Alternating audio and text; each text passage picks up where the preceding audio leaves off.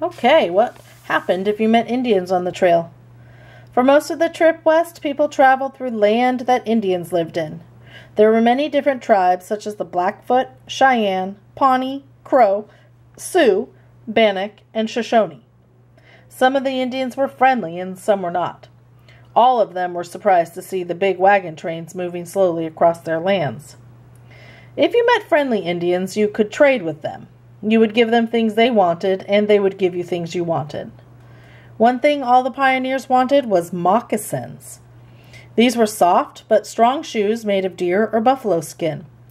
They were often decorated with colored beads.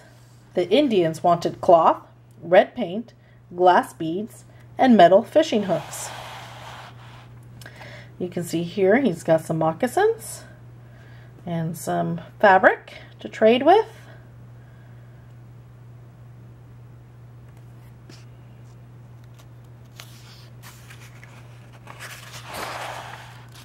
If the Indians were not friendly, they might try to steal the cattle and horses. That's why it was very important to have the guard stay awake at night and watch over the wagon train. Sometimes a guard would accidentally fall asleep or be caught by the Indians and tied up. Then the Indians would take the cattle and horses.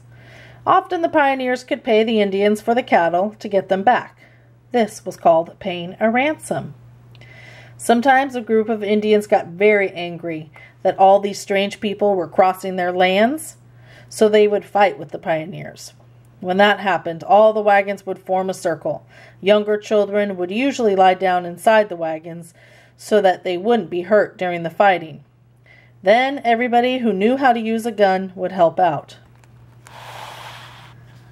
Most of the time in the 1840s, though, there was not much fighting. The real wars with the Indians began in the 1850s and 1860s. That's when the pioneers began to build their homes all across the lands where the Indians lived. So the Indians were very upset about losing their land. Pioneers wanted to start new homes for themselves. Oftentimes, the two did not get along well. There was a lot of fighting. The Indians were often very suspicious of the white people, and the white people were often very suspicious of the Indians. Where would you go to school during the trip? It all depended on how many children there were in the wagon train. If there were many in some wagon trains, they would get together when the wagon stopped for lunch or dinner, and an older person would go over lessons with the children. On some wagon trains, children would study their readers and learn arithmetic from their parents or older brothers and sisters. Arithmetic is another word for math.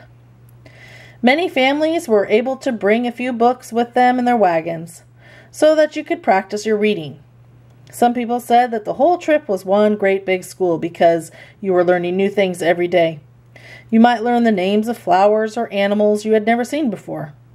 You would learn about fixing things when they broke down, because you couldn't just go to a store and buy something new.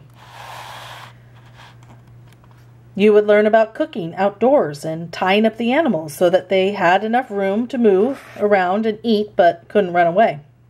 There were so many new things to learn that by the end of the trip, you knew a lot more than when you had started out.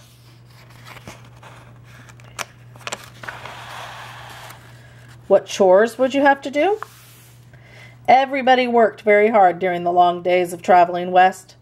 Children had lots of things to do. They milked cows and fetched water from the rivers and watched the cattle when they walked behind the wagons and helped cook the food and wash the dishes and helped skin and prepare the buffalo or deer or wild turkey when they were caught. And collected wood or buffalo chips in the baskets to help make a fire, and shook out blankets and quilts in the fresh air, and hung the beef jerky to dry.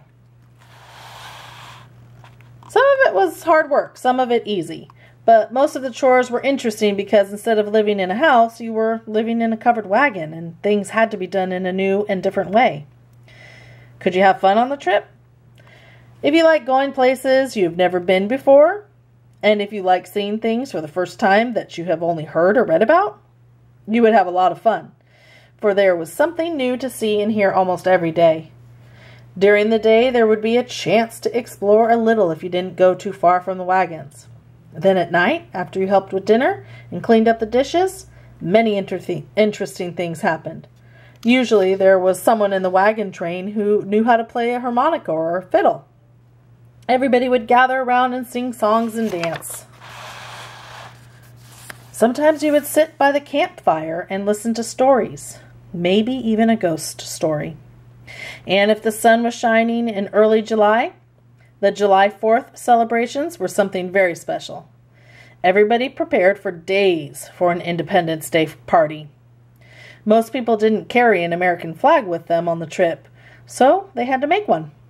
You would need something red and something white and something blue.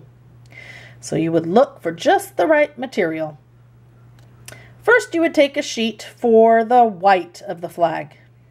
In one wagon train, they cut up a red shirt to make the stripes and a blue jacket for the stars to be sewn on. By the end of 1845, you would have needed 28 stars.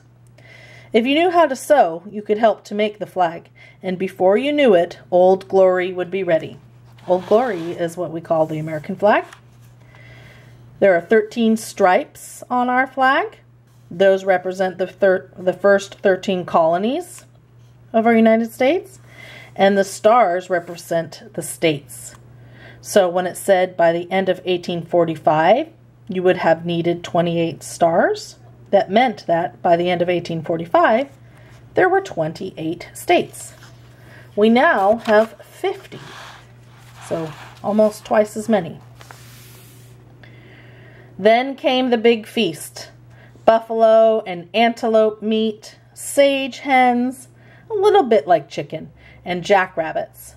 And, of course, potatoes and beans and rice and a special treat of pickles if someone had brought them on the trip. For dessert, there were different kinds of cakes and chocolate. Everybody ate so much they thought they would never eat again. It was a day you would remember for a long, long time.